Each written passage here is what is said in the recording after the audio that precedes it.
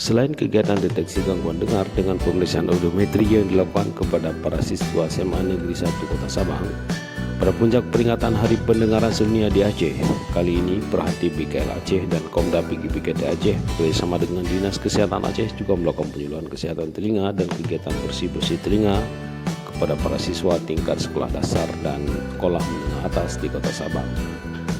Pada kegiatan ini, pelaksana kegiatan ikut membawa dokter spesialis THT langsung dari Banda Aceh.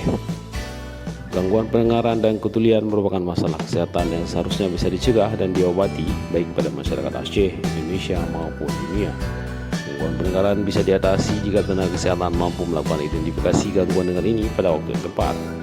Masyarakat juga diimbau untuk tidak abai dan segera melakukan pemeriksaan di fasilitas pelayanan kesehatan terdekat bila merasakan sebuah kondisi yang mengganggu kenyamanan saat mendengar. Selain segera melakukan pemeriksaan, masyarakat diharapkan juga dapat mencegah terjadinya gangguan pendengaran melalui tindakan preventif seperti menghindari suara bising, mempraktikkan hidup bersih dan sehat, termasuk melakukan perawatan kesehatan telinga secara berkala dengan rutin mengunjungi dokter THT setiap 6 bulan sekali. Pada tahun ini, Hari Pendengaran Sedunia mengusung tema nasional Jaga Pendengaran Kita Kini dan Nanti. Dengan pesan yang disampaikan adalah menjaga kesehatan pendengaran menjadi investasi atau modal besar untuk kualitas pendengaran bangsa di masa yang akan datang.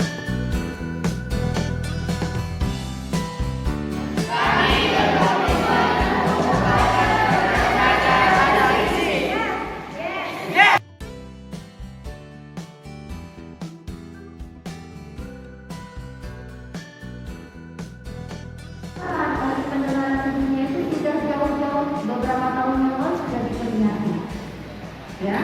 Dan kita baru mendengarnya pada kalau kita dari kebetulan saya perkenalkan saya Dr. Dini Suciani, spesialis THT, yang saat ini menjabat sebagai Ketua Komite Daerah Penanggulangan Gangguan Pendengaran dan Ketulian. Jadi saya punya visi misi dalam komite daerah itu supaya bisa mewujudkan apa yang diharapkan oleh WHO dalam memperingati Hari Pendengaran Sedunia, yaitu nanti kita mencapai bebas ketulian tahun 2030.